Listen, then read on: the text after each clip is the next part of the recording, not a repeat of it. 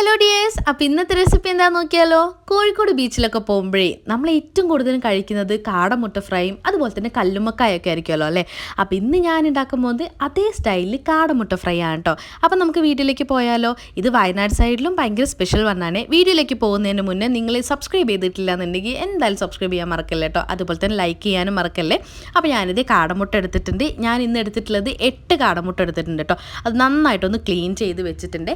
ഇനി അതിലേക്ക് നമുക്കിത് ഒന്ന് ബോയിൽ ചെയ്തെടുക്കാവുന്നേ ഉള്ളൂ. അപ്പോൾ ഞാനിതൊരു പാത്രം വെച്ചിട്ടുണ്ട്. അതിലേക്ക് കുറച്ച് ഉപ്പിട്ട് കൊടുക്കാം. എന്നിട്ട് നമുക്കിതൊന്ന് ഒരു 10 to 15 മിനിറ്റിൻ്റെ അടുത്ത് ഞാനിതൊന്ന് ബോയിൽ ചെയ്തെടുത്തിട്ടുണ്ട് കേട്ടോ. അത്രയും വേണ്ട, പക്ഷേ ഞാൻ അത്രയും ചെയ്തെടുത്തു. നന്നായിട്ട് ഇതൊന്ന് കുക്ക് ചെയ്ത് വന്നിട്ടുണ്ട് കേട്ടോ. അതുകൊണ്ട് ഇനി ഞാനിത് അതിൻ്റെ ചൂടൊക്കെ ഒന്ന് മാറി വന്നപ്പോൾ നമുക്ക് നന്നായിട്ടൊന്ന് തണുത്ത് വരട്ടോ. എന്നിട്ട് നമുക്കിതിൻ്റെ തൊലിയൊക്കെ ഒന്ന് കളഞ്ഞെടുക്കാം. അപ്പോൾ തൊലി കളയുമ്പോൾ ശ്രദ്ധിക്കുക, അതിൻ്റെ പാടം നേരത്തെ പാടില്ല, അതുകൊണ്ട് പൊട്ടിപ്പോകാൻ ചാൻസ് ഉണ്ട്. അപ്പോൾ നോക്കി കണ്ടിട്ട് നമ്മൾ ചെയ്തെടുക്കാം കേട്ടോ. ഇനി ഞാനിൻ്റെ ഒരു പാൻ എടുക്കുന്നുണ്ട്. അതിലേക്ക് വെളിച്ചെണ്ണയാണ് ഒഴിച്ചു കൊടുക്കുന്നത്. വെളിച്ചെണ്ണ ഒഴിച്ചു കൊടുക്കാൻ നോക്കുക, അതാണ് അതിൻ്റെ ടേസ്റ്റ്. അപ്പോൾ ഇതൊന്ന് ചൂടായി വരുമ്പോൾ അതിലേക്ക് ഇത് പെരിഞ്ചീരകം ഇട്ട് കൊടുക്കാം. ചെറിയ ജീരകമല്ല, പെരിഞ്ചീരകം തന്നെ ഇട്ട് കൊടുക്കാൻ മറക്കരുത് കേട്ടോ. നമുക്ക് ഇങ്ങനെ നിങ്ങൾക്ക് കഴിക്കുന്ന ഇഷ്ടമല്ല എന്നുണ്ടെങ്കിൽ പെരിഞ്ചീരകത്തിൻ്റെ പൊടിയില്ലേ, അത് ആഡ് ചെയ്ത് കൊടുത്താലും മതി. എന്നിട്ട് അതൊക്കെ ഒന്ന് മൂത്ത് വരുമ്പോൾ നമുക്ക് അതിലേക്ക് കറിവേപ്പാണ് ഇട്ട് കൊടുക്കുന്നത് കേട്ടോ. കറിവേപ്പ് ഒരിക്കലും നിങ്ങൾ മിസ് ചെയ്യാൻ പാടില്ല. കാരണം ഇതിൻ്റെ ടേസ്റ്റ് കുറച്ചും കൂടെ നമുക്ക് മുൻനിരയിലേക്ക് വരുന്നത് ഈ കറിവേപ്പില ഇട്ട് കൊടുക്കുമ്പോഴാണ് കേട്ടോ. അപ്പോൾ അത് മിസ് ചെയ്യാൻ പാടില്ല. അത് നന്നായിട്ടൊന്ന് മൂത്ത് വരുമ്പോൾ അതിലേക്ക് നമുക്കിത് കാശ്മീരി ചില്ലി പൗഡറാണ് ഞാൻ ഇട്ട് കൊടുക്കുന്നത് കേട്ടോ. ഇതിൻ്റെ ഒപ്പം തന്നെ നിങ്ങൾക്ക് നോർമൽ ചില്ലി പൗഡർ ഇട്ട് കൊടുക്കാം. പക്ഷേ ഞാനിപ്പോൾ കാശ്മീരി മാത്രമേ ആഡ് ചെയ്ത് കൊടുക്കുന്നുള്ളൂ. ഇനി നമുക്കതിലേക്ക് നമ്മുടെ ചിക്കൻ മസാല അല്ലേ, അതും കൂടെ ഞാനൊന്ന് ആഡ് ചെയ്ത് കൊടുക്കുന്നു കേട്ടോ. ആകെ ഈ 2 പൊടികളെ ഞാൻ ഇതിലേക്ക് ഇടുന്നുള്ളൂ. അത് രണ്ടും നിങ്ങൾ സ്കിപ്പ് ചെയ്യാതെ ഇരിക്കുക കേട്ടോ. വെറും ചില്ലി പൗഡർ ഇട്ട് കൊടുത്താൽ ഇതിൻ്റെ ഒരു ടേസ്റ്റ് കിട്ടില്ല. ചിക്കൻ മസാല ഇട്ട് കൊടുത്താൽ ഇതിൻ്റെ ഒരു ടേസ്റ്റ് കിട്ടത്തുള്ളൂ കേട്ടോ. കുറച്ച് ഉപ്പും കൂടെ ഇട്ടിട്ട് നമുക്ക് നന്നായിട്ട് ഇതൊന്ന് മിക്സ് ചെയ്തെടുക്കാവുന്നതേ ഉള്ളൂ.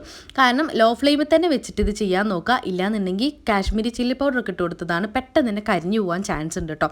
അപ്പോൾ ആ 2 പൊടികൾ മാത്രമേ നമ്മൾ ഇട്ടിട്ടുള്ളൂ. നന്നായിട്ടൊന്ന് മിക്സ് ചെയ്തിട്ട് കൊടുക്കുക. അതിൻ്റെ ഒരു പച്ചമണല്ലേ അതൊക്കെ ഒന്ന് മാറി വരുമ്പോൾ അതിലേക്ക് നമുക്ക് ഇത് കാടമുട്ടല്ലേ അതിട്ട് കൊടുക്കാം കേട്ടോ. വയനാട് സ്റ്റൈലിലൊക്കെ നമുക്ക് ഈ കറിവേപ്പ് ഇട്ട് കൊടുക്കുമ്പോൾ തന്നെ നമുക്ക് അതിലേക്ക് വെളുത്തുള്ളില്ലേ അതൊന്ന് ചതച്ചിട്ടും കൂടെ ഇട്ട് കൊടുക്കുകയാണെങ്കിൽ അതിൻ്റെ ടേസ്റ്റും കൂടെ കുറച്ചും കൂടെ ഒന്ന് കൂടിയിട്ട് വരും കേട്ടോ. പക്ഷേ നമ്മുടെ കോഴിക്കോട് ബീച്ച് സൈഡിലൊക്കെ ഞാൻ കണ്ടിട്ടുള്ളത് അതിൽ ഈ ഒരു വെളുത്തുള്ളി ആഡ് ചെയ്യുന്ന കണ്ടിട്ടില്ല. അതുകൊണ്ട് ഞാനും ഇതിൽ ഇടുന്നില്ല കേട്ടോ.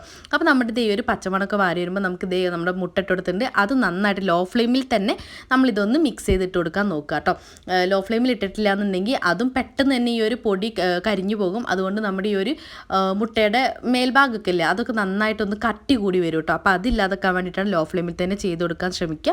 അപ്പോൾ അത്രയേ ഉള്ളൂ, സിമ്പിളായിട്ട് നമുക്ക് തയ്യാറാക്കി എടുക്കാവുന്നതേ ഉള്ളൂ. ഇതിൽ കൂടുതലായിട്ട് നമ്മൾ ഒരു കഷ്ണങ്ങളോ അല്ലെങ്കിൽ ഒരു സാധനങ്ങളും നമ്മൾ ഇതിലിട്ട് കൊടുക്കുന്നില്ല. സിമ്പിളായിട്ട് നമുക്ക് ചെയ്തെടുക്കാവുന്നതേ ഉള്ളൂ. ഇനി പെട്ടെന്ന് നമുക്ക് കോഴിക്കോട് ബീച്ചിൽ പോകാൻ പറ്റിയില്ല എന്ന് ഇത് കഴിക്കാൻ ഭയങ്കര ആഗ്രഹമുണ്ട് നിങ്ങൾ വിചാരിക്കും. അപ്പോൾ നമുക്ക് കാടമുട്ട കയ്യിലുണ്ടെന്നുണ്ടെങ്കിൽ ഇത് സിമ്പിളായിട്ട് നമുക്ക് ചെയ്തെടുക്കാവുന്നുള്ളൂ. ഒരു 10 to 15 മിനിറ്റ്, അതായത് കാടമുട്ട ബോയിൽ ചെയ്തെടുക്കാനുള്ള ഒരു സമയം മാത്രം മതി. അപ്പോൾ വീഡിയോ ഇഷ്ടപ്പെട്ടിട്ടുണ്ടെങ്കിൽ നിങ്ങൾ സബ്സ്ക്രൈബ് ചെയ്യാൻ, ലൈക്ക് ചെയ്യാനും മറക്കല്ലേ കേട്ടോ.